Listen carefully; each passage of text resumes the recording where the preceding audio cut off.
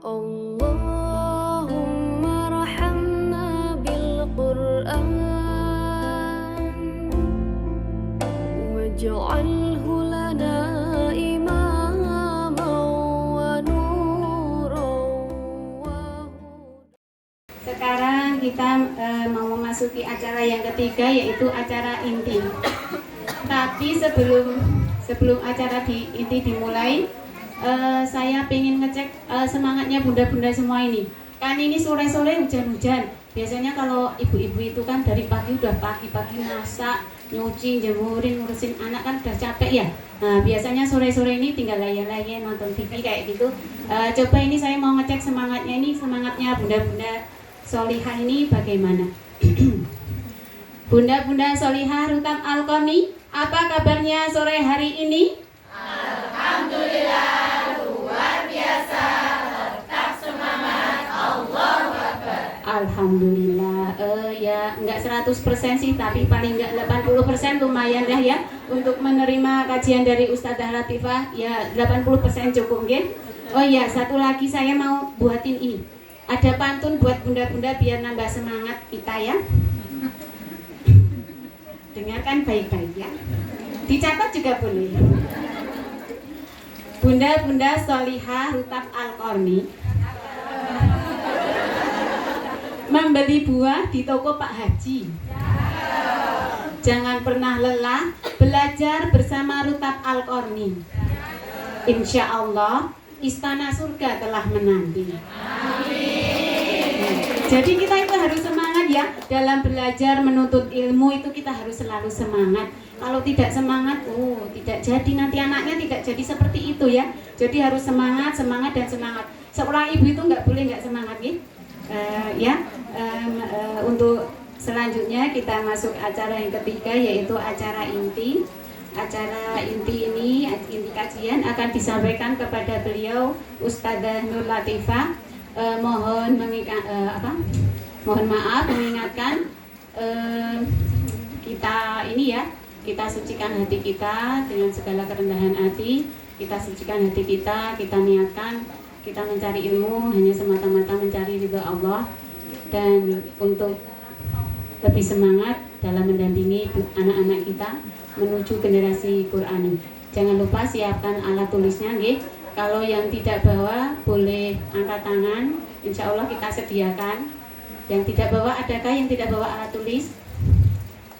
Ada? Oh iya, Us Aton minta kertas sama pulpen, Us Aton. Ya.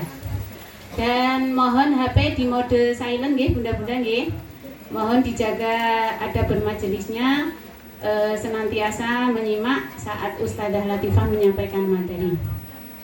Untuk Ustadzah Latifah, monggo waktu dan tempat kami persilakan sepenuhnya.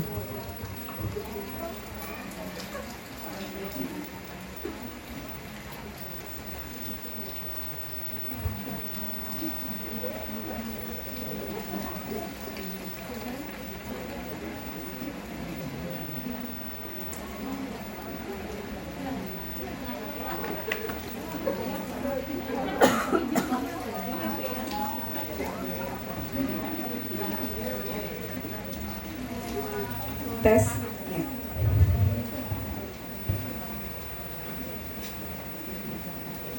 Ya, bismillahirrahmanirrahim. Assalamualaikum warahmatullahi wabarakatuh. Waalaikumsalam warahmatullahi wabarakatuh.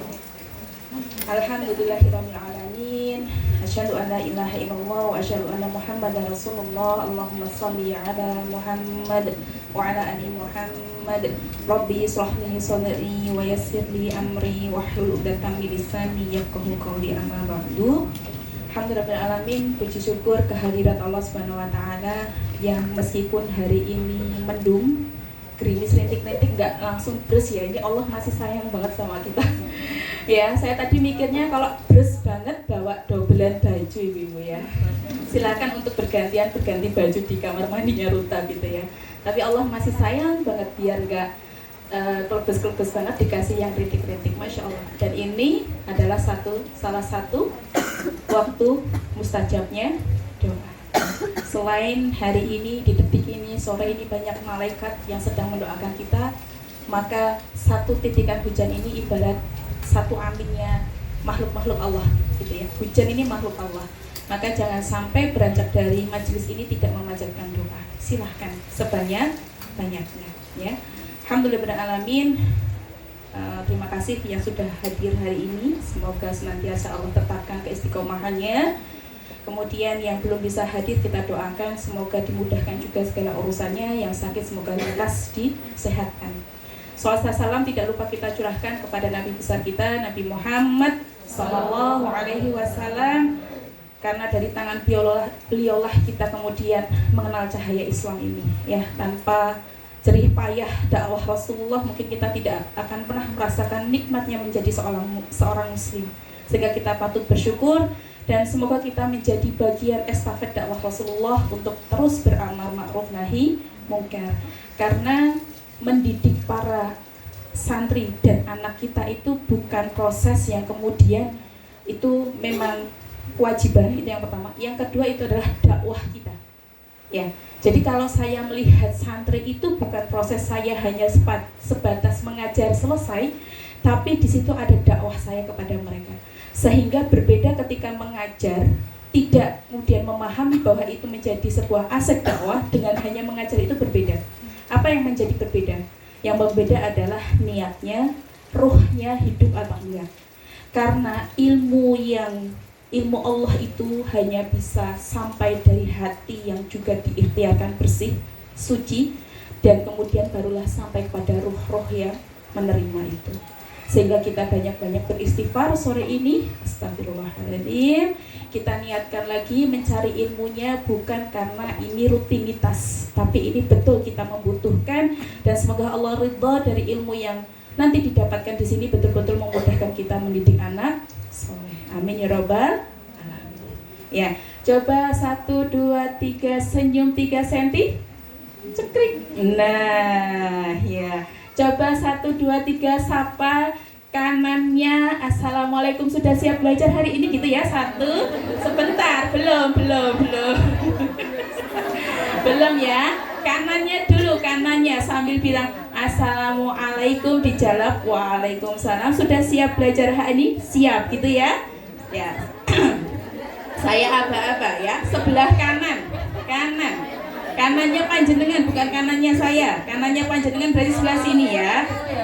Jangan bingung. Ini nek bingung masuk kelas santri rutap lagi. Ya. 1, 2, 3. Dijawab dulu. Waalaikum. Ditanya, siap belajar hari ini? Ini Bu Yuli malah siap mana Bu?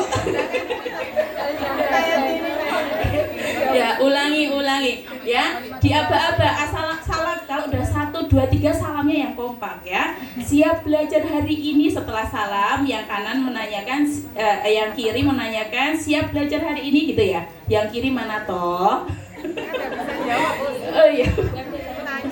Oh iya. Kanannya mana? Ini ya, semua ada di sini. Iya. Oh lah iya. Astagfirullah. Sekarang berpasangan, cari pasangannya. Nah, sudah dapat pasangannya? Nah, ya. Insya Allah ini bukan dimaksudkan selingkuh dari suami kita. Silakan cari pasangannya. Saya hitung sampai 3, silahkan memberi salam. Terserah mau yang mana dulu?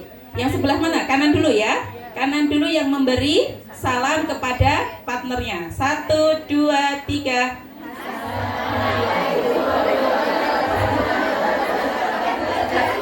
Siap belajar hari ini? Ya, alhamdulillah. Takbir. Sekarang gantian yang sebelah kiri yang ditanya. Yo, hitungan ketiga yang kompak. 1, 2, 3.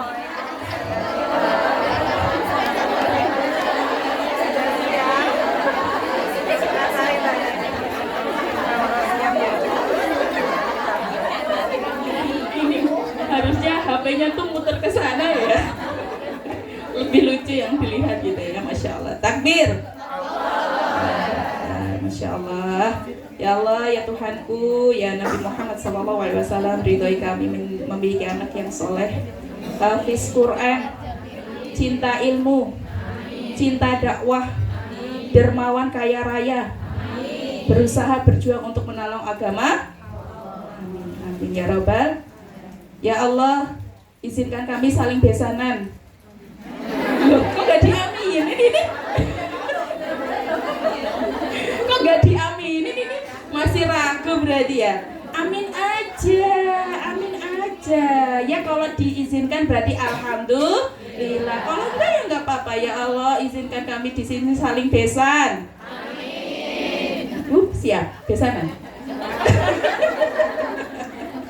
Ya, Masya Allah. Ya, ini tuh kenapa kata Ustadz ya, saya tuh masih proses berdebar-debar karena hari ini saya dites. Kalau dulu jenengan yang saya tes masuk Prutap, sekarang saya yang dites karena saya mau memasukkan anak saya di Prutap. Berdebar-debar karena belum pasti diterima. Ya, dari 100 sekian yang mendaftar hanya 40-an yang diterima, itu ya berdebar-debar ya. Ya Allah, sampai ustadznya itu hampir meneteskan air mata. Saya melihat beliau menahan matanya untuk tidak mengeluarkan air mata gitu ya. Saya sebenarnya tidak ada keinginan untuk bisa menolak santri. Karena ketika orang tua sudah berniat melangkahkan kaki di sini, berarti orang tua itu sudah kemudian punya niat baik untuk saling berjuang. Tapi apa daya, kata Ustadz, guru terbatas dan tempat terbatas. Ustadz, saya punya tanah wakaf, mari kita saling bersinergi gitu. Tidak hanya itu Ustadzah, masalahnya guru yang hanya bisa ditentapkan adalah lulusan dari akademi, guru yang sudah dari Kutam Al-Fatih, dan itu rata-rata hafalannya minimal 10 juz. Bupati ini hafalannya pinten? Ya, Bu, tadi Al-Qalam bisa nggak nyimak tanpa melihat Quran? Nggak bisa ya. Itu baru juz 29 ya? Iya. Nah, juz 30 kira-kira sudah hafal semua juga? Ya, Masya Allah ya. Jadi kita tuh tertampar ya dengan penampakan hari ini, bukan penampakan makhluk gaib ya. Ini penampakan makhluk Allah yang luar biasa sekali dijaga begitu ya. Dan kenapa kok nggak begitu mungkin? Nah, ini yang perlu saya sampaikan. Di Rutab itu ada beberapa tahapan untuk menghafal Quran ya. Sedangkan di tahapan Tamhidi 1, Tamhidi 2 itu menghafalnya talaki ibu-ibu. Di Idat 1 yang sekarang anaknya di Idat, dia menghafalnya pakai tasmi. Nggak bisa nek suruh moco pemeneh talaki malah mejane diwolak-walik ya toh, gitu ya, karena mereka belum kemudian bisa didudukkan tenang, dan itu menjadi metode. Kemudian di usia Idat 2 itu masih tasmi, jadi Idat 1 tasmi juz 30, Idat 2 itu tasmi juz 30 per ayat, kemudian tasmi juz 29, talaki juz 29. Itulah mengapa kemudian modal mereka hanya telinga. Dan kalau hanya telinga, itu kemungkinannya tidak bisa 100% seperti metode visual. Kalau visual itu tahu posisi letaknya setelah ini, walaupun ada ayat-ayat yang kembar, seperti di surah Ar-Rahman juz 28 itu mumet banget kalau nggak lihat. Ya. Nah, nanti alhamdulillah ini anak-anak kami yang tadi Mas Rizky, Mbak Karima itu sudah bisa baca Al-Quran, dan teman-teman yang lain di kelas Tamhidi 2 di kelas sorenya, karena ditarget kelas pagi hanya 2 juz, jangan menuntut 10 juz ya Ibu ya, hanya 2 juz. Di kelas sore insya Allah ini sedang ada penataan ke depannya, dan semoga saya dimampukan untuk mengawalnya. Di kelas sore targetnya 7 juz 10 juz sebelum masuk SMP. Nek saya serahkan murojaah itu di rumah, siap? Ragu ini ya. Lawung yang juz 30 aja mabur-mabur kok setelah sekian tahun ketika masuk juz 29. Artinya apa? Memang rata-rata di antara kita belum siap untuk menghandle murojaah. Maka itu kemudian saya tambah kelas untuk kemudian memasifkan kemungkinan anak-anak. Ya, tahsin aja terkadang kita masih suka lalai toh. Gimana toh anakku sudah masuk jilid 4, lah kula niki masih jilid 2. Ya udah, telatnya kalah jauh. Itulah mengapa di usia emas seperti ini itu ilmu itu tidak boleh tertunda lama. Karena memori mereka sangat kuat, betul. Sangat kuat. Ya, ibarat 1 bulan 2 bulan tidak murojaah itu kadang masih nyangkol-nyangkol Bu. Nek kita, halah jangankan 1 tahun, hari ini amma yatasaalun anin naba'il azim, 2 ayat wae. Sesuk kadang lali. Karena apa? Ya karena memang kita itu sudah terlambat. Kemudian memori kita full, kemudian kita sudah terlampau banyak dosanya, sehingga ilmu itu tidak bisa mengendap lama. Berbeda dengan anak-anak kita yang usia 2 tahun itu masih bersih banget Bu, Masya Allah, masih suci sekali, sehingga ilmu apapun tuh sampai Bu, sampai. Kok orang terbukti ya sampainya? Saya sudah bertahun-tahun kok anakku masih di stagnan begini ya. Itu hanya masalah waktu. Hari ini dia tidak mungkin, hari ini dia tidak berbicara, nanti pas wayahe umur 10 tahun melentik kabeh sing dining rutab metu kabeh. Ternyata ada masa melentiknya, tahu ya masa melentiknya ya. Di sini pernah merasakan SD juara 1 terus, masuk SMP jadi juara 10 gitu. Dulu ya. Artinya memang setiap anak akan ada fase melentiknya, tapi tugas kita memberikan rekaman yang banyak dalam Al-Qur'an ini. Agar apa? Karena yang banyak khatam, yang banyak mendengarkan Quran, itulah nanti yang paling mudah untuk menghafal Quran. Gitu Ibu. Jadi optimis ya, anak-anaknya jadi hafiz-hafizah Quran, optimis? Optimis. Tidak sebatas kemudian optimis hanya hafal, tapi juga kita optimis anak ini betul-betul menjadi penyejuk mata bagi siapapun yang memandangnya. Akhlaknya sejuk, Masya Allah. Ketika dijadikan ketua RT, Masya Allah, mendengarkan yang baik keluhan-keluhan warganya. Kurang beras gitu ya, nanti kita nanam bersama. Yuk kita beli lahannya, kita nanam bersama, kita nggak usah beli. Ya, Masya Allah, beras mahal ya. Yuk siapa yang punya sawah, besok tak beli nih, nanti kita buka sembako murah. Siap? Siap. Ya, cita-cita sekali ya, insya Allah. Ya. Jadi ibu-ibu perlu optimisme dan perlu imajinasi. Kata Ustadz, sering-seringlah orang tua itu memiliki imajinasi yang jauh ke depan. Jauh. Ya. Kenapa? Karena kalau kemudian kita tidak mengimajinasikan anak kita di masa yang akan datang, itu akan sangat berpengaruh pada semangat kita mengantarkan anak-anak itu dalam proses pendidikannya. Kalau punya cita-cita untuk anak, itu jangan mentok saja hanya jadi dokter. Aduh, itu remeh-remeh banget Bu. Ya, anak saya Ustazah tak pengen jadi polisi. Tok, wes wes luar biasa. Bu, tolong imajinasinya lebih dalam dari itu. Saya pengen anak saya jadi polisi hafiz Quran, yang nanti kalau pas jamnya kantor, waktunya adzan, semua stop. Sekarang sholat di masjid. Saya pengen anak saya jadi dokter yang ahlul Quran. Ketika ada pasien yang datang tidak punya uang, tetap saya periksa. Tidak menuntut harus bayar. Saya pengen jadi pebisnis pedagang, punya outlet warung steak 100 Ustazah se-Indonesia atau bahkan lebih dari itu. Nanti omsetnya saya bangun pesantren-pesantren tahfidz Quran. Masya Allah. Ya, gitu loh nek punya cita-cita. Atau paling jauh lagi, Ustazah doakan anak saya jadi imam Masjidil Haram. Di cita-cita tuh jangan remeh-temeh Bu. Jangan remeh-temeh. Apa ya mungkin padahal saya bukan penghafal Quran. Tidak ada kata mustahil bagi Allah. Karena banyak hari ini anak-anak yang soleh lahir bukan dari orang tua yang memahami ilmu secara dalam, tapi tirakatanya kata Daudnya, puasanya, tahajudnya, duhanya, istighfarnya, rajinnya mengantar hujan badai, panas, terabas. Dia mengantar setiap pagi untuk anaknya bisa belajar Al-Quran. Jadi saya salut yang rumahnya jauh-jauh, Masya Allah. Allah ganti kelelahannya dengan kesolehan anak-anak di masa yang akan datang, insya Allah. Semangat ibu-ibu. Apa kabar hari ini? Alhamdulillah, luar biasa, tetap semangat, Allahu Akbar. Insya Allah calon lulus tahsil kekasih Umi semua. Ya, Masya Allah. Nah, kita melanjutkan. Itu belum saya edit, tapi insya Allah tidak mengapa. Kita lanjutkan ya. Ini mereview saja, mereview sejenak sedikit. Silahkan Bu Vita dilanjutkan. Iya. Tentang harmonisasi suami istri. Lanjutkan. Bisa dilanjutkan? Iya. Masih ingat apa yang menjadi pondasi pertama kita untuk kemudian semangat dalam meniti amanah kita semuanya terhadap anak-anak kita? Ada yang mau jawab? Yuk, aktif. Siapa? Baca berarti. Ya, sudah kelihatan. Apa? Surat At-Tahrim ayat 6.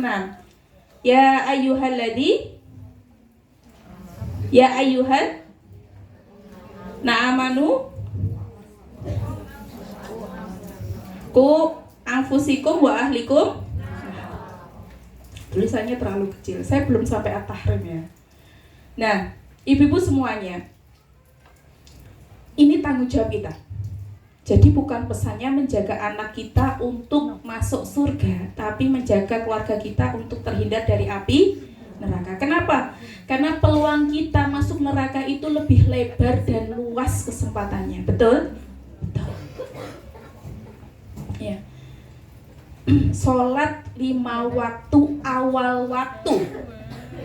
Pertanyaannya, sholat 5 waktu awal waktu berat apa ringan?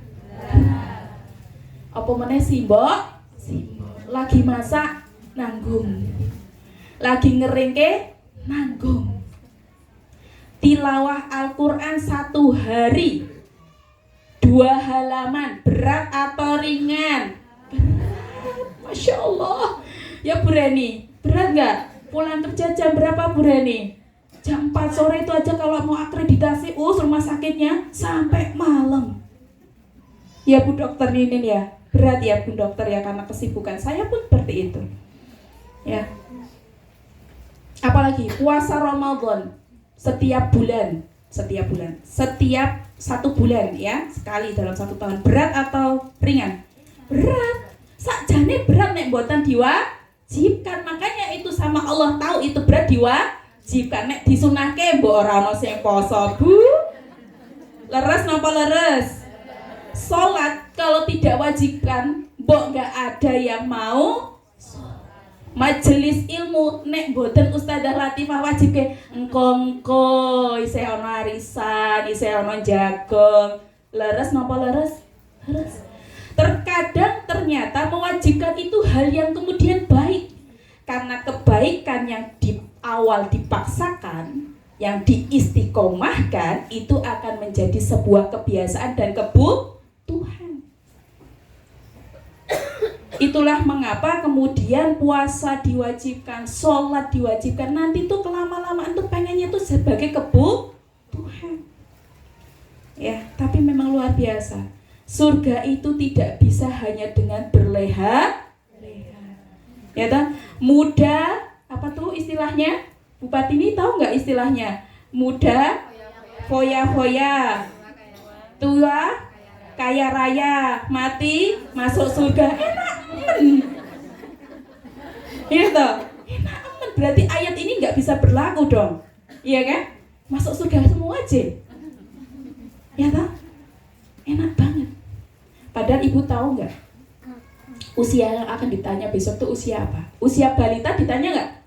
Enggak. Usia lansia dekule pun loro-loro ke arep ning masjid pun boten sakit ditanya nggak? Usia mana yang akan ditanya sama Allah? Usia ini. Usia ketika pertama kali kita haid sampai nanti mungkin di sekitar usia 60 sebelum menopause. Nek wis pikun itu sudah terbebas dari hisab ibu. Jadi orang gila itu nggak kena hisabnya. Berarti saya tak jadi orang gila aja yang gak monggo. Ya, dulu tuh di pesantren kami sempat tanya, Ustadz, lah orang gila kok penak banget ya? Apa nih sing penak? Makannya aja tidak tahu stylenya seperti apa. Tapi kan dia terbebas dari hisab, iya. Nanti masuk surga, iya. Mereka sangat cita-cita jadi orang gila ya. Mereka itu nanti katanya di dalam surga itu jadi apa loh? Tapi ya mosok kita mau jadi orang gila loh Bu? Jangan ya, kasihan anak-anak kita ibunya gila. Anaknya padahal punya kesempatan untuk dididik sama panjenengan yang solihah gitu ya. Itu tidak akan ditanya. Usia panjenengan yang sudah menopause, yang sudah pikun, yang sudah lupa dengan semuanya itu nggak akan ditanya. Usia balita seperti Rizky Karimah nggak akan ditanya. Itu Karimah menghafal, itu pahalanya Ustazah Sunnah. Karena ibunya, siapa lagi? Gurunya, Ustazah Fatimah. Nah, sama Ustazah Ferry dan semua gurunya, Ustazah Latifah. Ya kan? Iya. Siapa lagi? Siapapun yang mendukung semua perjuangan Quran ini sampai kepada anak-anak itu dapat. Dan yang gelari tikar, yang nyapu dapat. Yang masang lampu, yang masang screen dapat. Enak berjuang bersama Quran. Nek ngono aku jadi bagian belakang layar wae lah, ngoyo nek ngafal lali-lali ya dah. Nggih monggo ya, monggo gitu ya. Karena memang tidak ada kewajiban menghafal. Wajibnya mengamalkan. Tapi kan kita pengen mendapatkan lebih dari itu kan keutamaannya ya, mahkota. Sampai berapa turunan nanti anak-anak kita bisa memanggil kakek utinya loh. Masya Allah. Nek saya kepisah sama anak, hari ini kita bayangkan besok, aduh ini nanti meneteskan air mata, kepisah ke pondok besok SMP, siapkan hati. Nangis mboten? Nangis. Mbok arep ditahan-tahan mboten nangis, saya kira nangis ketemu anaknya Salim, assalamualaikum, soleh ya nak, di pesantren ya, nanti di mobil, gitu kan, ya nangis gitu. Makanya momen 2-12 tahun itu jangan disia-siakan Bu. Diberikan yang terbaik ilmunya ya. Dipeluk betul-betul, dirangkul betul-betul ya. Karena ada waktunya kita berpisah nanti. Di usia SMP-nya yang sudah punya visi buat pesantren. Pesantren, SMA-nya pesantren, kuliah juga jauh nanti di Mesir, ya di Jerman, di Amerika, ya terserah mereka mau jadi apa, tapi Quran selalu dipegang mereka. Pulang-pulang Umi, Abi, saya sudah punya calon, sudah ta'aruf, mohon izin, diridhoi mohon nikah. Kamu udah berapa tahun ninggalkan Umi sekarang minta nikah? Habis nikah mau kemana? Alhamdulillah Umi sudah dikasih tempat sama Syekh di sana untuk tinggal, untuk mengajar. Masya Allah. Sedih? Sedihlah. Dan keniscayaan kita akan berpisah. Kalaupun bukan di dunia perpisahan itu, tapi nanti pasti beda dunia. Semua akan berpisah. Pengen gak sih kumpul sama keluarga itu? Pengen lah. Kalau bisa ya jangan digantikan suami saya tuh dengan suami yang lain di surga. Pengennya suami kita, betul? Betul. Ya, yang enak suamimu, oh janjinya bidadarinya banyak. Tapi kecantikan, kita itu, wanita solehah itu ternyata kecantikannya melebihi dari bidadari surga. Gak ada yang peot lagi, gak ada yang jerawatan, gak ada yang terus kulit saya itu berminyak. Alah rapopo ning dunia berminyak iso digoreng. Saya itu panuwun kusam sekali ora apa-apa cuman nang dunia. Repot cuman ukuran dunia tuh repot. Ya toh? Skincare aja hampir berapa ratus ribu. Halah mbok nggo bayar utang wae, SPP-ne men nunggak. Ya toh? Dadak beli skincare. Kita itu kalau urusan dunia ki dikerek wae Bu, kerek. Karena dunia itu hanya besok ini semua glowing semua. Besok ketemuan. Siapa yang paling glowing di antara kita? Ya. Ya. Anak-anak itu kesolehannya akan mengantarkan kita menggandeng saat ini. Saya kalau lihat anak-anak diantar itu kan digandeng sama orang tuanya ya. Masuk. Ya Allah Rabbi. Besok tangan anak itu yang digandeng orang tua berganti. Anak yang akan menggandeng orang tuanya masuk. Yakin apa mboten? Optimis apa mboten? Takbir. Allah. Begitu. Lanjut Bu. Ya. Ya, landasan kedua, An-Nisa 9. Ya, ini belum saya edit juga. Intinya tidak boleh meninggalkan generasi lemah. Ya. Kita sudah telat banget lah. Tahsinnya ya lagi ngerti umur-umur 30-an, 40-an, swidaan, dikongkon slok nggak bisa, wes nggak apa-apa. Semoga Allah mengampuni kelalaian kita. Tapi anak kita harus tuntas semuanya. ya, baik tahsinnya bagus, bahkan kalau bisa bersanad, ya, tahfidnya harus selesai, nggak cuma juz 29 30 tapi 30 juz, dan dia mampu membawa mengemban amanah Quran itu dalam kehidupannya, ya. Kemudian ini kenapa kemudian kita itu sebagai bangunan yang kokoh, karena suami istri itu, ya, perkaranya tidak kemudian tanggung jawabnya saya melayani suami, suami memberi nafkah, tidak sebatas itu, tapi ada tanggung jawab untuk membawa seluruh keluarga kita masuk surga. Jadi ibu punya peran, ayah punya peran, ya. Langsung saja gubuk reoknya, alhamdulillah ini tadi baru di renovasi, semoga besok berganti yang lebih bagus, kita doakan ya, amin ya. Ya Bu ya, oh saya tuh mbok pengen punya istana di dunia, ibu ya. Fir'aun itu buat istrinya wes nyahnyo, betul, punya istana, walah mbok gede nih ya, nggak bisa diukur. Tapi kenapa nggak bahagia ya? Nggak bahagia istrinya, ya karena punya suami yang nggak soleh. Gimana bahagia, ya loh? Kesombongannya itu sudah mengalahkan Tuhan, betul, mengaku Tuhan kan. Jadi istananya di dunia itu yang didapatkan itu nggak ada guna. Dan Asia itu berharap mendapat istana di surga. Nek saiki omahe bocor-bocoran orang popo, iso tuku ember ditandangi, ya tak, betul. Orang usah terus, Mas, wis ra tahan aku nang kene, Mas. Lah piye, Dek? Kowe iki kapan to iso membahagiakan diriku? Wis tak sabar-sabarke lho iki.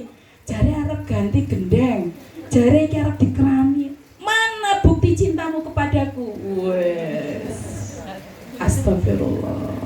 Jadi istri yang soleh ya Bu, arep nuntut kaya ngono lah wong ngerti gajine bulanane ra nganti sak yuta kok nuntut. Nggo mangan we angel. Jadi istri soleha itu harusnya ndak banyak tuntutan. Dia masih mau jadi suami saya, dia masih menafkahi saya walaupun pas-pasan itu, alhamdulillah.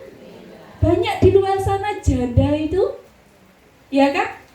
Kasihan sekali kehidupannya. Lah kita punya suami yang masih sehat, masih sayang sama kita walaupun tiap hari sok kadang nganyel ke ya disyukuri. Alhamdulillah. Jadi tolong diingat-ingat, kebaikannya suami itu sudah terlampau banyak. Satu kesalahan menghapuskan 1000 kebaikan, zolim jenengan. Zolim. Ya. Alhamdulillah. Besok nek punya anak perempuan, yang punya anak perempuan, kalau kemudian nanti besok ada hadir ikhwan soleh, ternyata belum punya pekerjaan, tapi dia sholat subuhnya di masjid 5 waktu, sholat isyanya, terus dia imam masjid, dia hafal Quran, Bu, jangan ditolak. Nek zaman kita nih mau ada yang meminang kita, ditanya apanya? Bukan Qurannya, bukan sholate piye, kerjaane opo, PNS nopo mboten. Betul apa betul? Betul. Saya sampai mumet dengan pertanyaan-pertanyaan seperti itu. Iya toh, ibu saya, opo gaweane? Wes PNS apa hurung? Lah emang nek PNS nopo sih? Enggak juga enggak apa sih gitu ya. Karena di luar sana ternyata orang-orang yang ketok bahagia secara dunia itu juga enggak bahagia betul-betul secara batin. Kaya tapi nek banyak simpenan pirepon. Siap? Betul. Suami kita ketemu teman kerjanya pakai pewangi, pakai jilbab kinyis-kinyis, nganti lepenan. Libaman. Lah kita di rumah ala kadarnya ya bener berpaling. Ya salah kita sendiri, tidak bisa seperti itu. Termasuk yang ngomong ini sok Umi tuh kalau mau ngisi gitu. Dik, ini memuliakan tamu. Iya, besok Abi tunggu memuliakan suami siap. Ditambahin dulu ya gamisnya. Ini udah pada sempit semua aja, udah membesar. Ya, jadi Masya Allah itu juga teguran, nasihat kasih sayang. Ya, kita berusaha. Kan ada tuh beberapa tuh dasteran terus, mosok terus, paesan harap nikahan nyetriko itu. Masya Allah. Nah, lanjut. Ibu-ibu semuanya, dalam mendidik anak itu butuh proses yang panjang. Seperti halnya ketika kita membuat sebuah rumah, membuat sebuah gedung itu tidak cukup 1 bulan. Yakin saya. Ya, joglo ini aja sudah hampir setengah tahun, nggak sih, sampai 4 bulanan baru selesai. Ya, prosesnya. Ya, apalagi kemudian kita mau membangun sebuah pondasi yang sangat kuat, butuh penggalian yang sangat dalam dan butuh waktu yang sangat lama. Contohnya di depan itu saya gambarkan di gedung Burj Khalifa, Dubai ya. Maka butuh berapa lama sih mendidik anak agar ridho menjadi penyejuk mata? Sangat lama. Sangat lama. Ibu-ibu ingat bahwa Nabi Muhammad SAW diutus sebagai nabi di usia berapa? 40. Maka di usia nolnya Nabi sampai 40 tahun itu belum Nabi loh itu. Itu belum Nabi. Itu proses untuk dijaga kesuciannya, ilmunya, rasa perjuangannya, sampai kesabarannya teruji sekali, sampai kemudian di usia 40 baru jadi Nabi. Lah kok kita baru selesai dirutap, wes alhamdulillah. Apa Bu? Alhamdulillah. Anak saya sudah bisa baca Quran, oh alhamdulillah. Terus sudah punya hafalan, tenang saya. Betul, tenang. Sok naik dijolke, masuk sekolah dan jenengan tidak berperan, hilang. Siap? Enggak. Maka perlu untuk menjaganya selalu. Ya. Dan ini perlu ilmu. Makanya alhamdulillah ustazah semua, ya, ibu-ibu semuanya sudah ada kelas tahsin, tuntaskan betul. Karena setelah dari rutap tanggung jawab jenengan. Nambah 5, nambah 6, nambah 7, 10, 15. Bu, enggak cukup murojaah cuma di sekolahnya, enggak cukup. Perlu dibantu oleh orang tuanya. Ya. Kemudian kekuatan pondasi seperti apa sehingga anak di masa yang akan datang tidak mudah goyah dengan keyakinannya di tengah kerasnya zaman hari ini. Seperti apa?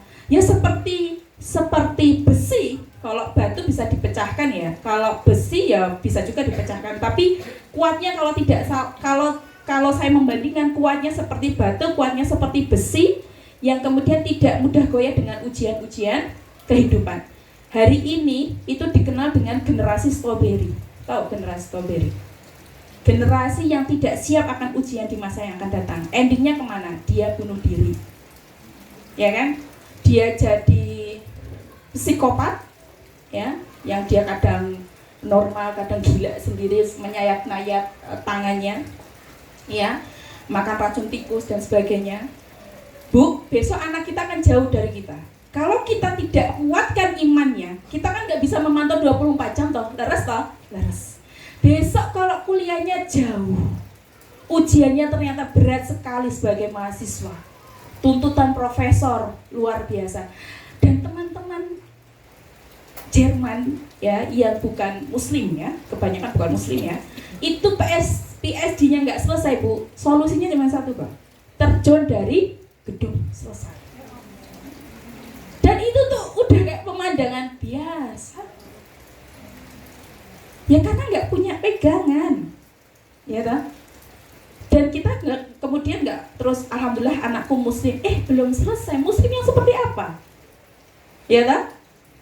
Kenapa kalau kita negara muslim, kenapa kemudian komunitas LGBT itu banyak banget di Indonesia? Bahkan sudah masuk ke ranah sekolah negeri, ada komunitas di daerah Sumatera, ada grupnya SMA. Ya saya tidak kemudian menjelek-jelekan, tapi memang berat kalau mendidikan di negeri. Kecuali negerinya sudah guru-gurunya sudah sekolah betul, orientasinya sudah bagus, punya jiwa mendidik yang luar biasa, kita titipkan. Dulu negeri sangat mutiara sekali, kalau nggak masuk negeri itu dinyinyirin. Sekarang nggak apa-apa dinyinyirin nggak masuk negeri. Sekarang swasta itu masya Allah, ya. Dan saya berharap memang kita berjuang untuk itu, ya. Jadi sangat kuat, sangat lama, ya. Karena apa? Tujuannya di surat Al-Bayyinah ayat 98. Ayat 8 maksudnya, surat 98, balasannya mereka di sisi Tuhan mereka ialah surga Aden yang mengalir di bawahnya sungai-sungai, mereka kekal di dalamnya selama-lamanya, Allah ridho terhadap mereka dan mereka pun ridho kepadanya. Yang demikian itu adalah balasan bagi orang yang takut kepada Tuhannya. Tujuan goal kita di situ. Nggak ada gunanya banyak titel, nggak ada gunanya banyak harta kalau goalnya jadi neraka. Betul? Itu belum selesai, belum saleh-leha. Masih kita untuk di tempat kelelahan, ya kan? Nah, kemudian perlu dipahami ibu-ibu, 60% itu pendidikan utama itu di keluarga. Jangan salahkan pesantren kalau besok anaknya masuk pesantren, kemudian ketika liburan di rumah bubar semua ternyata yang di pesantren. Itu karena kita nggak siap mengelola anak kita yang liburan di rumah. Nggak siapnya apa? TV-nya dikeke, nyo karena di pesantren rono TV nyo tak kei remote nyo, mbok nganti wengi monggo. Itu yang jahat orang tuanya. Ya lah. Sholat subuhnya harusnya berjamaah di masjid. Kalau di pesantren sudah dibiasakan. Di rumah ketika liburan ora ditangeke. Mumpung ning omah pah, kasihan. Di pesantren sudah sangat sakit secara fisik. Anak itu tidak pernah tidurnya melampaui batas waktu pagi di siang. Itu yang jahat orang tua. Ya. HP dikasih saenake dhewe. Nggak ada HP tadi, iya kan nggak boleh mah gitu kan. Nih, boleh. Itu yang jahat orang tua. Jadi jangan salahkan pesantren. Pesantren itu sudah Masya Allah, berikhtiar semaksimal mungkin. Tapi kembalinya kepada doanya orang tua seperti apa. Terkadang jangan sampai ya Allah astagfirullah. Saya juga kemarin tuh gini mikir, Bismillah ya Allah, semoga nanti naik pas wayahe masuk sekolah kutab, semoga saya bisa saum Senin Kamis minimal ya Allah, bantu ilmunya gitu.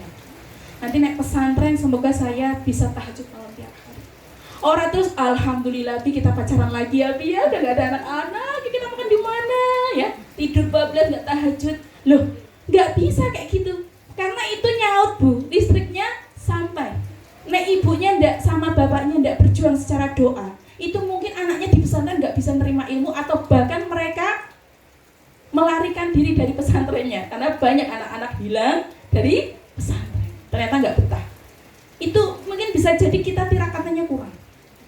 Ya, jadi tetap terkonektingkan selalu itu peran orang tua. Walaupun tidak mengajar secara langsung, tapi doanya jenengan itu sebagai harapan untuk anak-anak kita di pesantren untuk bisa mudah menerima ilmu dan nyaman di pesantren. Harus punya tirakatan yang lebih. Ya, insya Allah kita berjuang. Kemudian 20%, hanya 20% di sekolah. Ini real. Nek ngajar, saya tanya Bu Ferry, Mariam tadi belajar, iya Us, alhamdulillah berapa? 2 baris. Alhamdulillah 2 baris. Nek balik di rumah dari jam 10, 11, 12, 13, 14, 15 sampai jam 2, itu kan banyak banget jamnya. Harusnya kan bisa ditambah di rumah kan? Ternyata betul 20% yang cuma saimit ning sekolah niku Bu. Saimit. Ya. Jadi kita ayo meluangkan waktu-waktu kita untuk berperan dalam mendidik anak-anak kita. Yang berikutnya adalah lingkungan, keluar rumah. Kita nggak mungkin ngunci anak-anak kita 24 jam di rumah. Ya mesake anaknya di penjara. Dia akan kemudian menyapa sama teman-temannya. Kok dilalah yo? Kok dilalah pas ketemu teman-temannya ngerokok Ibu. Terus di sini, ngopo tuh lagi terlalu kalem jadi anak. Ayo, gentleman dong, rokok nih. Bisa nggak kayak gitu? Bisa, dan itu sangat mungkin. Dan itu sangat mungkin peluang itu terjadi di lingkungan kita, betul? Apa terus rasa weleng, rasa metu? Lah yang mesake nggak punya teman. Tapi kalau pondasi imannya bagus, dia takut kepada Allah, dia takut ini pesan sama orang tua nggak boleh merokok. Nah, Umi nggak mau. Dia pasti mikir, ditawari rokok orang dia cari cara alasan untuk menghindar. Dan menyiapkan itu mulainya dari sekarang Ibu-ibu. Orang yang tadi saya gede sudah bubar kita telat. Ya, begitu. Maka yang paling berat adalah ketika anak itu sudah tidak dalam pantauan kita. Ya. Dan lingkungan itu berefek. Kan ada hadisnya. Kamu itu sesuai dengan temanmu. Kalau kamu dekatnya sama yang suka minyak wangi, maka kamu ikut bawa wanginya. Tapi kalau kamu dekatnya sama yang penjual ayam, kamu dapat baunya kotoran ayam. Dan sama, nek sudah ditakdirkan, alhamdulillah ketemu ning ruta, ketemunya ibu-ibu yang hijabnya bagus, yang semangat ngaji. Ini adalah lingkungan primer. Nek ning omah ketemu arisan, ketemu rewangan, itu lingkungan sekunder. Jadi harus kuat untuk menjaga komunitas ini. Sama anak-anak kita begitu. Ya, dia punya teman main di rumah, tapi dia punya tempat bernaung lagi di teman-temannya yang soleh itu tadi. Jadi nggak bisa kemudian kita tidak memiliki komunitas primer ini, nggak bisa. Dan anak pun tidak bisa. Sehingga perlu dijaga dan dirawat. Ya. Kemudian usia 7 menurut Syekh Khalid Asyantut, ini pakar pendidikan Islam ya. Usia 7 sampai 12 tahun adalah masa kanak-kanak yang tenang. Tenang itu Bu, tenang itu kenapa sih kok dibahasakan tenang? Saya tanya, gampang nyuruh anak TK, SD atau SMP, SMA? TK, SD. Tapi kabarnya, saya tahu di sini beberapa bu guru SD ya. Kabarnya juga sekarang, masya Allah ya, usia SD ya, udah cie-cie, gitu ya, cie-cie, gitu ya. Kecelak tak berkait, itu ya Allah, SD. Yang kemarin terakhir buat saya status itu yang pacaran sejak kelas berapa? 1 SD, sejak SD ya. Kemudian hamil di usia 18 tahun. Ya, nggak ketahuannya pas periksa di dokter Opskin, disodorin terus pertanyaan. Ngomongnya nggak hamil pas di USG, ternyata sudah ada janin. Ditanya terus, ternyata dia mengaku dia pacaran sudah sejak SD. Na'udzubillah min dzalik.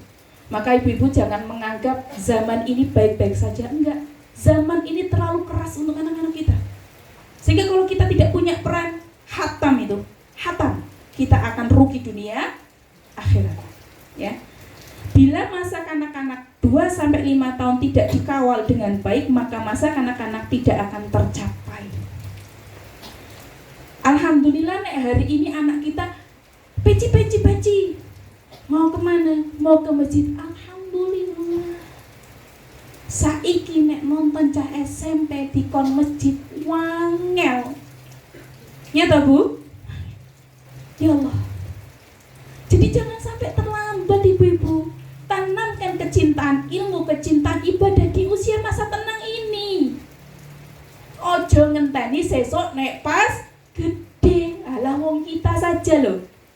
SMP sudah belum bagus stasinya, nantilah naik SMA. SMA ikut bimbel-bimbel untuk persiapan PTN yang pulangnya kadang sampai maghrib isya. Kapan harus belajar? Sok nek sudah nikah ternyata punya anak. Kapan saya tanya? Kapan? Maka masa-masa ini adalah masa tenang yang sangat masya Allah, secara waktu mereka banyak. Secara ketenangan mereka tuh tenang dan nurut, betul ya? Betul. Apakah dia menolak untuk ayo ke rutap gitu kan? Malah seneng nek wes 1 tahun 2 tahun. Kok libur sih rutapnya gitu ya kadang ya. Masya Allah, itu yang dimaksud masa tenang. Masa yang sangat mudah untuk diarahkan. Nanti SMP-nya munduh Bu. Tahu nggak munduh? Dia nggak perlu dioprak-oprak meneh. Dia paham kewajibannya. Nek setiap azan berarti ke masjid. Nek setiap hari saya harus buka Al-Quran, karena sudah ditanam di masa tenangnya. Dan ini banyak yang nggak paham. Makanya kenapa Ustadzah Latifah concern sekali di dunia PAUD ini. Nek saya ngandani nek SMP telat apa mboten? Telat. Ini pondasi luar biasa di TK ini. Ya. Dan itu menjadi musyawarah dengan suami nanti, mau ditempatkan di mana, ngatur keuangannya seperti apa. Jangan sampai lepas yang sudah baik, yang sudah ditanam di masa tenang ini, ya. Maka 0-2 sampai ada pembagiannya ya Bu Ibu ya. 0 sampai 2 tahun itu menyusui. Nih yang masih menyusui, yang bentar lagi melahirkan anak. Pas menyusui, masya Allah, ada ceritanya loh ya. Anaknya Syekh Al-Budi yang saya ikut pelatihan tentang tahfidz anak usia dini dari Mesir itu, 3-3-nya itu hafiz Quran 30 juz sebelum 5 tahun. Dirunut-runut, ditanya-tanya, dibuat buku, ada Ternyata uminya itu setiap mau nyentuh anaknya yang mau dinenenin itu bersuci dulu. Bersuci itu? Wudu. Ya Allahu Rabbi, Masya Allah. Dia menganggap ini ASI akan menjadi darah daging yang nantinya akan memudahkan anak ini menerima ilmu Allah. Maka diawalinya dengan kesucian. Ketika sudah nempel di putingnya, maka apa yang dilakukan ibu itu? Membaca Al-Quran. Masya Allah Rabbi. Wes orang gumun ternyata anaknya tiga-tiganya sebelum 5 tahun selesai. Enggak cuma juz 30 juz. Dan itu saya taunya ya telat. Ya, artinya saya nggak paham itu sejak kecil gitu ya. Nah, sejak kecil kan enak bisa ngafal Quran 30 juz, pas punya anak tinggal murojaah gitu kan ya. Agak ribet sih ustazah baca sambil nenenin, ya kan? Masya Allah. Ini saya kasih tahu yang nantinya mau nambah anak lagi. Amin. Minimal yo 3, 4, 5 lah. Masa ibu-ibu solehah anak ekor 1 ya rugi. Nah, ibu mboten solehah ibaratnya nggak paham tentang din ini, cukup 1, jangan nambah. Tapi yang sudah paham ilmu ini nambah. Bu Yuli nambah meleh. Eman karena kita itu dianugerahkan ilmu sama Allah. Saya dipesanin sama guru saya anaknya 6. Besok anaknya Umi, santri-santri Umi, anaknya minimal 5. Bonus 6, 7, 8, 9, 10. Siap Bu, siap. Ya Masya Allah, ini saya juga sedang berjuang buat positif, kok belum positif. Doakan ya, doakan. Udah kalah cepat sama Us Aisyah sama siapa? Siti. Bismillah. Sebelum 40 semoga bisa 6 atau 7. Pengennya 10 atau 11 ke-11an. 2-3 tahun melihat contoh. Nah, ini yang punya anak 2-3 tahun, ayo ngajinya di depan anaknya. Ngaji kok anaknya pas tidur, sampai diprotes di usia 5 tahun. Ibu ini ngongkon ngaji aku tuh nggak pernah lihat ibu ngaji. Ayo kapan? Ayo we. Ternyata aku kini ngaji gini pas anak turun main khusyuk. Salah Bu. Di usia 2-5 tahun adalah usia melihat. Kaburo maktan nek kita nyuruh kok anaknya kita nggak pernah lihat kita ngaji. Jadi dia kepercayaannya kurang gitu. Nggak yakin gitu kebiasaan itu baik karena ibu saya tidak mencontoh. Maka dirutikan setiap ba'da maghrib raket tangan ngaji di depan anak, walaupun anaknya nggak duduk sedang mainan tuh lihat, oh Umi lagi ngaji. Gitu ya Bu Ibu ya. Ayah ketika 2-3 tahun ke masjid bukan mewajibkan sholat. Anak buat tidur aja nggak apa-apa Bu. Dulu begitu, Ibrahim itu ngantuk-ngantuk tak bawa ke masjid. Ya, yang usianya masih merangkak tak duduin, tak kasih mainan, saya sholat. Karena mencontoh. Kemudian di usia 4 tahun berdiri bersama orang sholat, berdiri diajak. Nah kemudian berdirinya cuma sak rokaat atau ndak ada setengah rokaatnya, berdiri duduk malah dia main-mainan muter-muter, ya enggak apa-apa. Karena memang ini fase mereka itu ingin melihat dan mencontoh. Kita memberikan keteladanan. Ojo kemudian nyontohinnya pas SMP, wah wes hatam tuh. Diajak opiye-piye jawab. Sakit loh kalau anak itu jawab. Betul sakit sekali. Wong cuma dibilangin, Om itu gak pernah cium aku. Astagfirullah, tak cium meleh berapa kali? 100. Itu kita merasa sedih, ya kan? Jadi ibu yang punya baby, tolong ya, sama ratakan ciumannya hari ini. Nggak cuma sing baby sing lagi imut-imut, kunyus-kunyus, kinyis-kinyis itu. Ternyata sing 5 tahun butuh dicium, butuh dipeluk, begitu ya. Sebelum nanti kalau sudah besar nggak mau lagi dicium dan dipeluk. Nah kemudian usia 5 tahun itu mengajarkan saum puasa. Nah bentar lagi bulan Ramadan. Gimana bulan Ramadan ini anak-anak boleh puasa? Diajarkan. Mungkin setengah hari, mungkin dari jam 9 buka sampai jam 9 jatuh, jam 12 buka, jam 3 buka, jam 6 buka. Mungkin usia 4 tahun bisa dilatih seperti itu ya.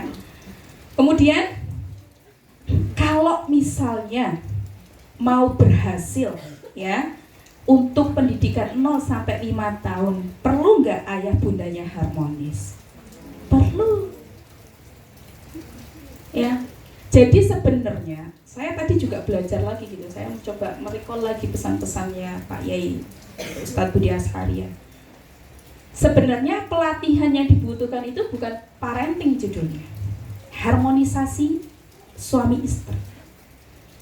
Karena repot urusannya, kita pengen mendambakan anak soleh, tapi kita itu tidak sama secara visi dan misinya. Bahkan langkah kakinya itu nggak sama, ya kan?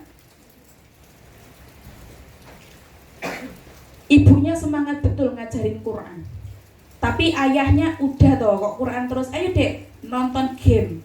Gak bisa, gak akan jadi utuh anak itu, ya kan? Sekarang jadwalnya ini ya tasmi gitu kan, kita ada, lah ini kan saya udah ambil cuti, ayo kita jalan-jalan gitu. Tapi ini jadwalnya tasmi gimana ya? Udah izin aja, gak bisa, gak gatot. Jadi luar biasa, yang dibutuhkan itu pelatihan keharmonisan suami istri yang dibutuhkan, bukan tentang parenting. Anak itu selesai urusan kesolehannya kalau orang tuanya sudah selesai dulu. Hari ini banyak yang gak selesai di urusan orang tua. Dan saya menghadapi itu gitu. Saya melihat ada banyak wali yang berjuang betul untuk bisa mengutuhkan langkah kaki bersamanya dalam mendidik anak di dalam rumah. Jadi ilmu ini dibutuhkan bukan ketika punya anak, bahkan sebelum ketika kita menikah. Dan ini menjadi PR.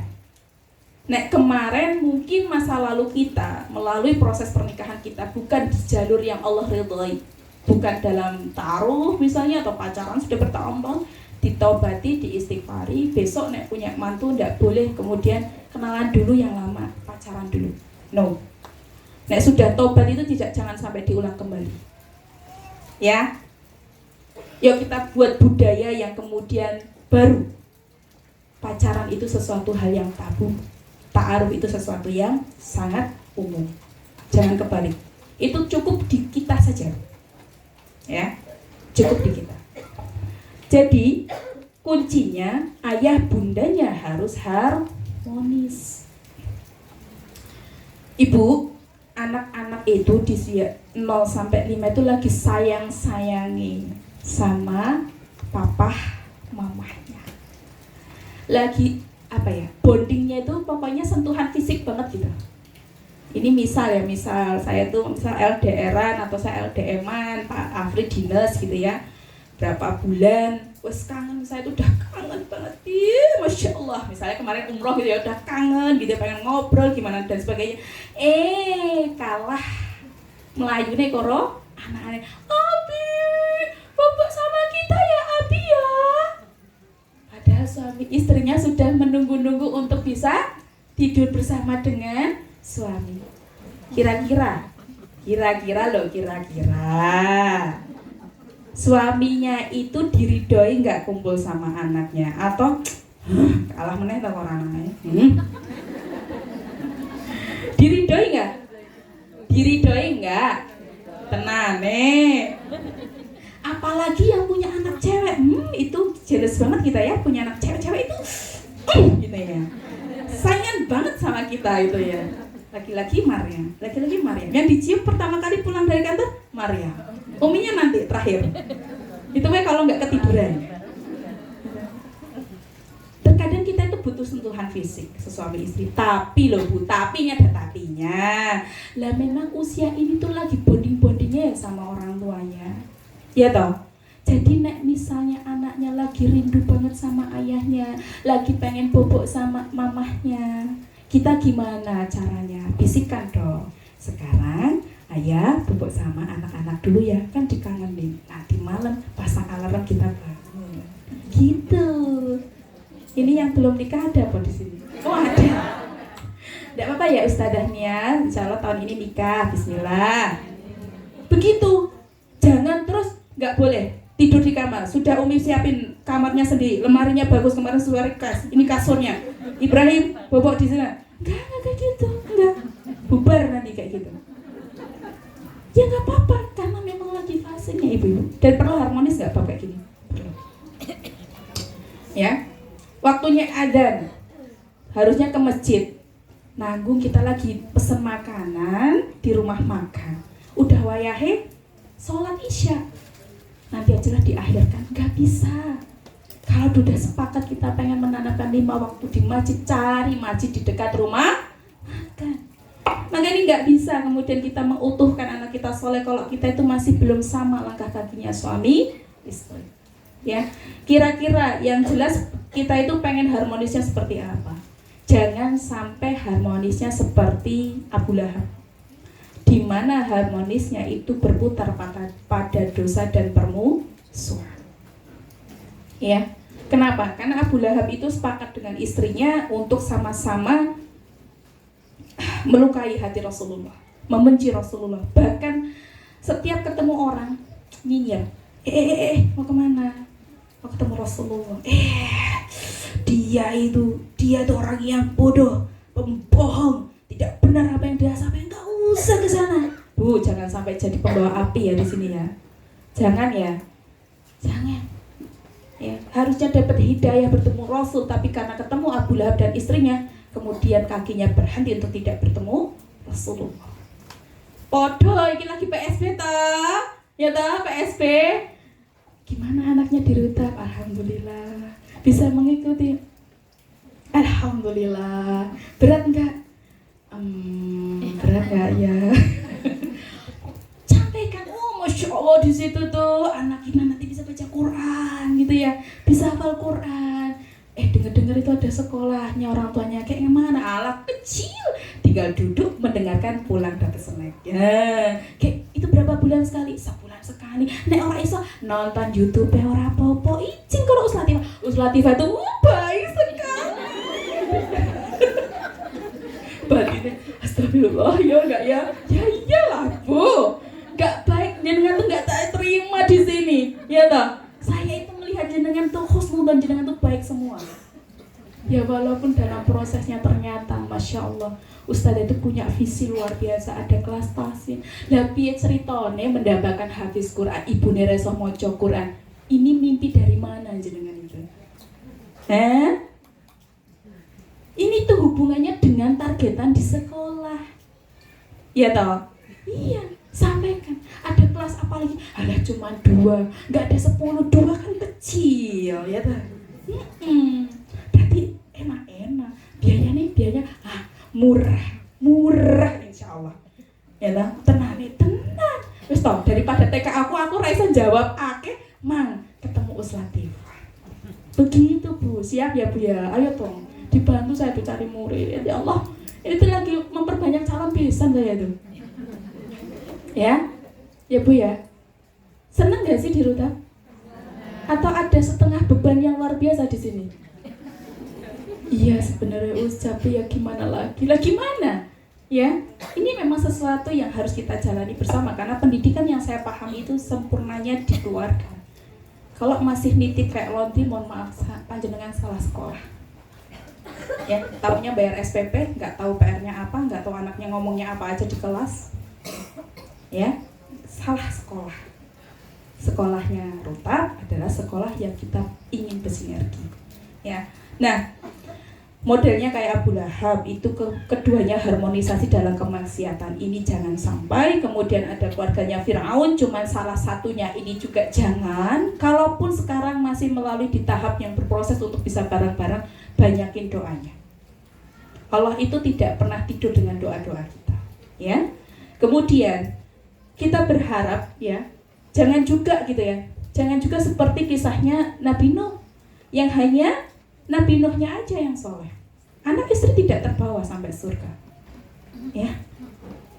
Dan ini real. Itulah mengapa kemudian kita tuh sok gini loh, orang tua tuh gini, nggak usah lah saya tuh bermimpi punya anak soleh lah, suami gue ngono. Sebentar, ada kisahnya loh. Ada kisahnya. Jadi sebenarnya Allah itu sudah tahu hamba-hambaku yang di masa akhirat itu akan juga mengalami hal yang sama. Yang istrinya soleh, suaminya nggak soleh. Yang suaminya soleh, istrinya nggak soleh. Yang dua-duanya juga nggak soleh itu pun ada. Dan ini ada hikmah dari kisah-kisah ini. Sabar, terus mengajak. Masalah hasil itu urusan Allah. Kemudian yang keempat, nah ini cita-cita kita menjadi keluarga seperti keluarganya Nabi Ibrahim alaihissalam dan Nabi Muhammad SAW. Contoh yang paling sempurna dalam kisah keluarga yang beriman sepenuhnya kepada Allah, berimannya kepada Allah sepenuhnya, dan baik istri maupun suaminya itu sama langkah kakinya. Ya. Dan ini kita jangan pesimis kalau kita belum pada target sama visi dan misinya terhadap keluarga kita. Jangan pesimis. Teruslah memanjatkan doa kepada Allah dan teruslah berusaha semaksimal mungkin. Dan mengapa kemudian ada majelis ayah itu sebenarnya hanya jalan saya untuk membantu ya harapan-harapan jenengan. Karena memang kita tidak ditakdirkan sebagai qawamah, Ibu. Kita tuh followernya suami. Jadi nggak bisa kita tuh ngajarin suami tuh nggak bisa, nggak boleh malah. Ya kalau terbuka di awal kita bervisi nanti nek habis punya salah Umi ingatkan, Umi kalau punya salah tolong diingatkan. Ini sudah terbuka di awal sebelum pernikahan, is okay, nggak jadi masalah. Kalau ini belum ada seperti itu ya jangan maksain, malah pecah piring di rumah banyak. Ya. Nah kemudian mari belajar dari kisah Nabi tentang harmoninya dalam beriman dan ketawaan ya. Ini tadi ya. Kisahnya Nabi Adam alaihissalam dan sang istri sama-sama melakukan kemaksiatan, keburukan ketika di surga sudah diberikan yang enak-enak kok masih bermaksiat. Kemudian mereka berdua bertobat bersama dan berjanji untuk lebih baik dan beramal soleh di masa yang datang. Maka jadilah keluarga yang seperti ini. Ya kita punya masa lalu, kita punya banyak kekurangan sebagai orang tua, tapi bertobatlah, minta tolong sama Allah. Hari ini aku ingin berubah. Ayo bismillah ya kita berubah, bismillah. Ya, harus tahu dulu kisahnya. Jadi kelas kisahnya harus rajin-rajin ya. Nah, yang kedua, kisah Nabi alaihissalam dan istri Hajar yang dalam mendidik kesalihan Ismail. Siapa yang di sini LDM? Ada ya, kemarin juga ada yang LDM ya. Ini nggak jadi masalah. Bukan sesuatu yang kemudian nanti anak saya soleh nggak ya ketika terpisah, nggak jadi masalah. Selama yakin loh, suami istri yakin loh ya, komunikasinya aktif setiap hari. Ya, jadi setiap hari, alhamdulillah sekarang ada video call. Coba kalau nggak ada video call, tahu-tahu ya ketemu anaknya bingung ini siapa malah lari, betul? Iya, karena sudah bertahun-tahun tidak berjumpa. Alhamdulillah sekarang ada video call, jadi masih lihat wajah, bisa ngobrol, ya. Dan ini yang perlu kita contohkan. Mau dipisahkan seperti apapun, nek visinya sudah sama, nanti ini ya Mi, tolong Qur'annya, ya bismillah, sholatnya, ya bismillah. Karena ada tugas kewajibannya mencari nafkah dan takdirnya jauh, ya kita jalani. Maka perlu adanya kolaborasi. Ya. Berikutnya kisahnya Nabi Muhammad dan istrinya Bunda Khadijah, di mana Bunda Khadijah itu selalu menenangkan Nabi Muhammad, selalu mendukung apa yang menjadi keputusannya Nabi Muhammad. Ya.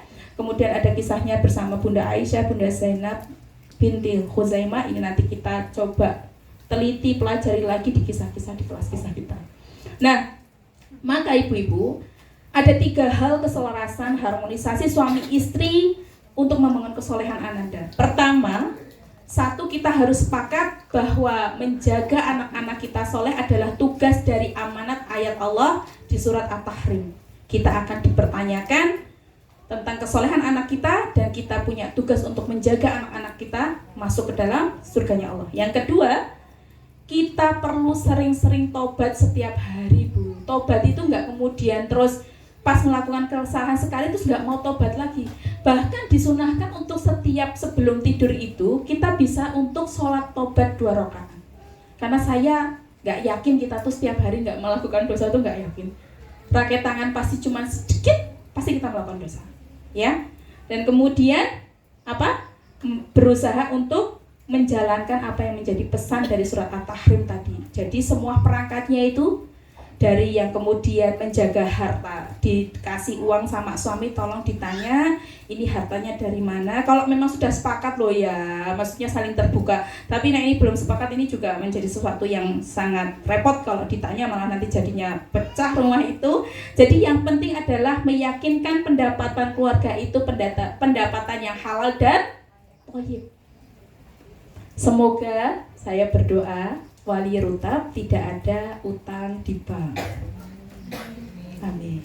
Nek masih ada segera tuntaskan dan jangan sampai mengulanginya lagi.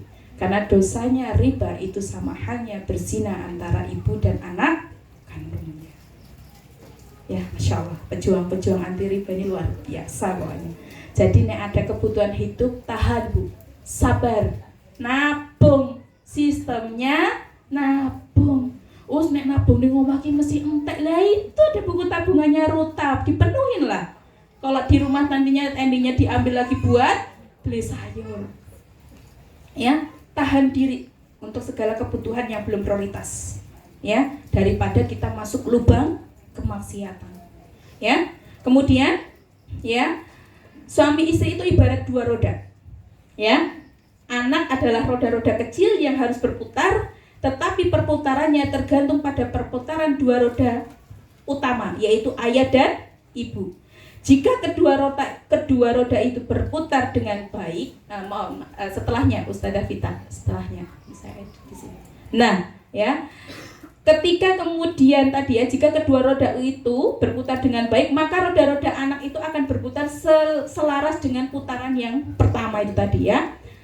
Kedua roda utama itu tadi, jika salah satu yang bermasalah pasti akan mempengaruhi kecepatan perputaran roda-roda kecil, apalagi jika berhenti kedua rodanya. Ini analogi saja Bu, analogi.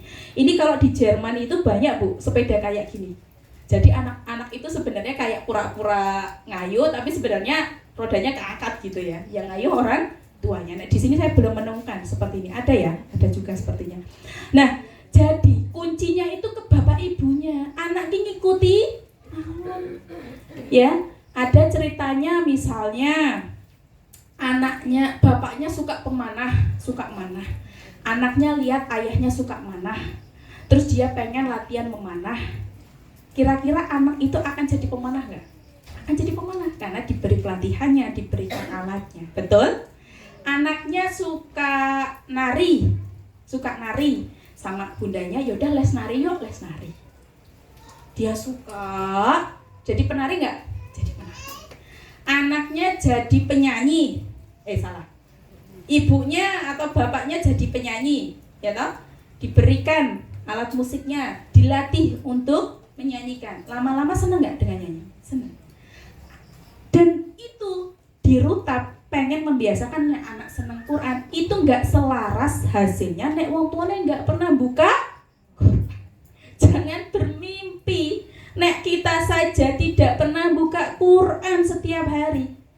Itu sudah wasted. Nggak akan sesuai dengan visi kita. Ya.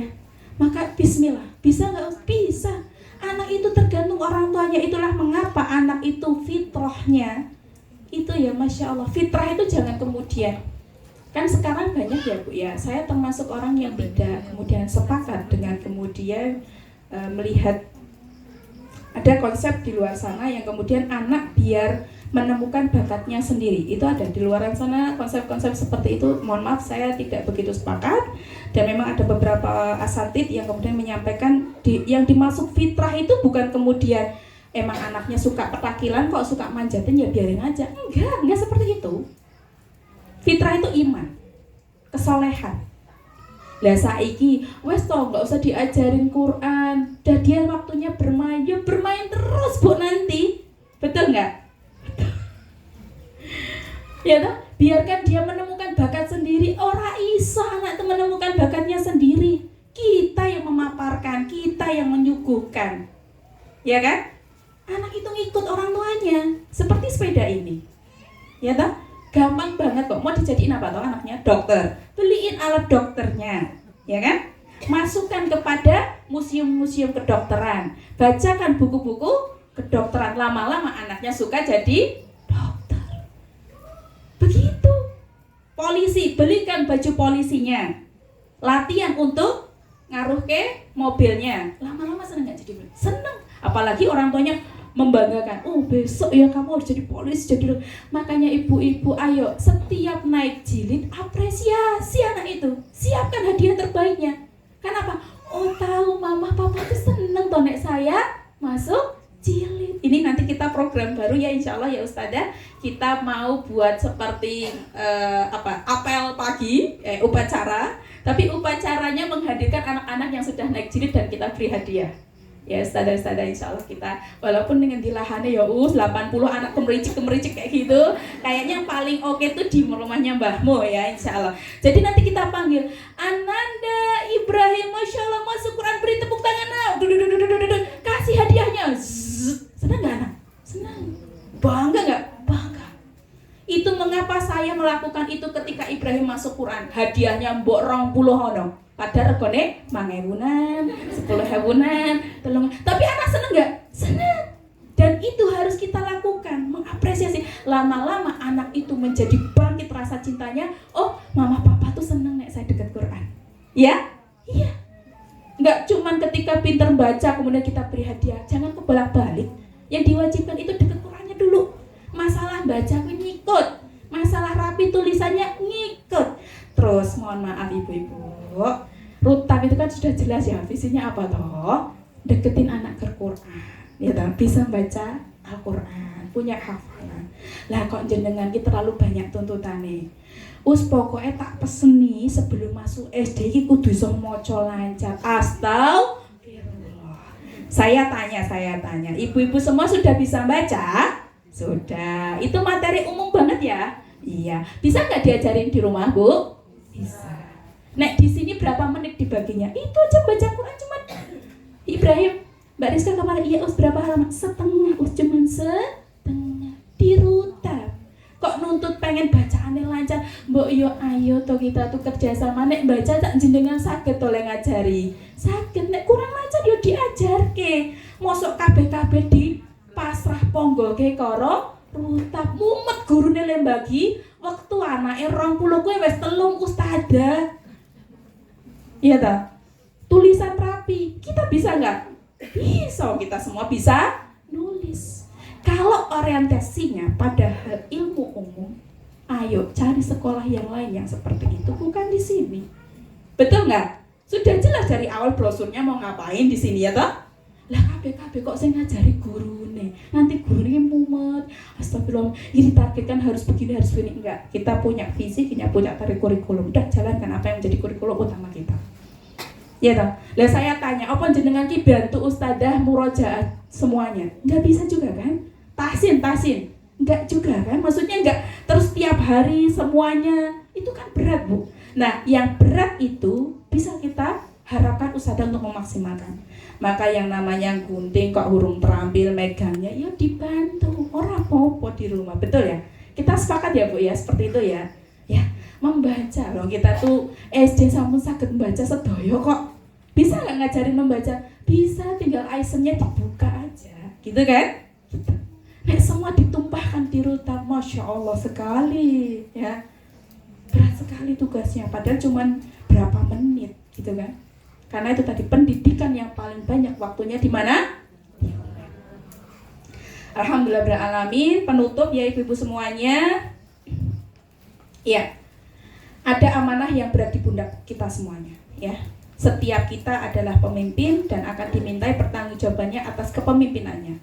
Seorang imam adalah pemimpin dan akan dimintai pertanggungjawaban atas kepemimpinannya. Seorang laki-laki adalah pemimpin dalam keluarga dan akan dimintai pertanggungjawabannya atas kepemimpinannya, dan wanita bertanggung jawab atas rumah suaminya dan akan dimintai pertanggungjawabannya serta pembantu. Ini maksudnya yang suka bantu-bantu di rumah kita yang kalau ada ya, itu juga adalah pertanggung jawab atas harta benda majikannya dan akan dimintai pertanggungjawabannya atas kepemimpinannya. Jadi kita nggak ada yang namanya lepas dari pertanggungjawaban ini. Semua punya peran. Ya, yang punya rewang di rumah berarti kita punya target untuk mendakwahinya. Nggak cuma ngasih selesai pekerjaan, enggak. Dia menjadi keluarga kita, dia menjadi bagian kita. Kita pahamkan, ya, kita rangkul, ya, kita arahkan, ya. Karena semua orang yang kita hadapin itu dah target dakwah kita. Karena kita punya tugas untuk beramar ma'ruf nahi munkar. Ada usulan yang baik juga, Ustazah tolong dilatih anak-anak berpesan kepada teman-temannya. Jangan lupa sholat ya di rumah nanti, tapi sesama teman. Insya Allah, semoga ini usulan yang bagus yang bisa kita latih kepada teman-teman, anak-anak dengan teman-temannya. Ya, walau alam bisawab, alhamdulillah beralamin sudah tuntas materi ini. Insya Allah besok berganti dengan materi yang lainnya. Semoga tidak pernah bosan mendengarkan saya. Kalau bosan dengan wajah saya, enggak apa-apa ini. Yang penting nggak bosan dengan apa yang saya sampaikan, karena yang paling utama ini. Begitu ya. Kita tutup. Salah, MC-nya Bu Partin. Ayo cakep, mana puisinya? Kok puisi pantunnya ya, Masya Allah. Terima kasih ya. Saya tutup dulu. Wassalamualaikum warahmatullahi wabarakatuh.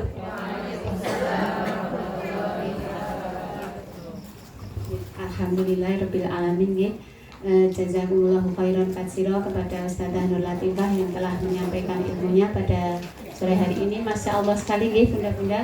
Semoga kita setelah mendengar pemaparan dari beliau tadi, semoga kita tambah semangat lagi dalam membersamai dalam membersamai anak-anak kita di rumah nggih. Semoga Allah memberikan kita keistiqomahan dalam menuntut ilmu. Sebentar nih bunda-bunda, ini ada informasi. Oh enggak, satu saja pantunnya. Laporan keuangan kajian bunda, saldo bulan Desember 236.000, pengeluaran bulan Januari 349.500. Oh ini pengeluarannya lebih banyak. Tapi alhamdulillah di bulan Januari ada masukan infak sebesar 700.000. Ya begitu, ini titipan dari Bunda Sarah. Ya alhamdulillah kita sudah di penghujung acara nggih. Marilah acara pada hari ini kita tutup bersama-sama, tapi sebelumnya saya mohon maaf yang sebesar-besarnya apabila dalam membersamai masih banyak salah hilaf dan ya kurang berkenan. Dan tak lupa kami ucapkan jazakumullahu khairan kepada tim Dewan Komite yang telah menyiapkan perlengkapannya sehingga kita alhamdulillah acara pada hari ini dapat berjalan dengan lancar. Dan jazakumullah khairan kepada bunda-bunda solihah semua atas kehadirannya, sudah menyempatkan hadir di majelis ilmu yang insya Allah dimuliakan Allah ini. Tetap semangat, semangat dan semangat. Oke, marilah kita tutup kajian pada sore hari ini dengan membaca hamdalah dan doa kafaratul majelis. Alhamdulillahirabbil alamin. Subhanakallahumma wa bihamdika asyhadu an la ilaha illa anta astaghfiruka wa atubu ilaik. Sekian dari saya. Wassalamualaikum warahmatullahi wabarakatuh. Allahumma rahamna bil Qur'an waj'alhu lana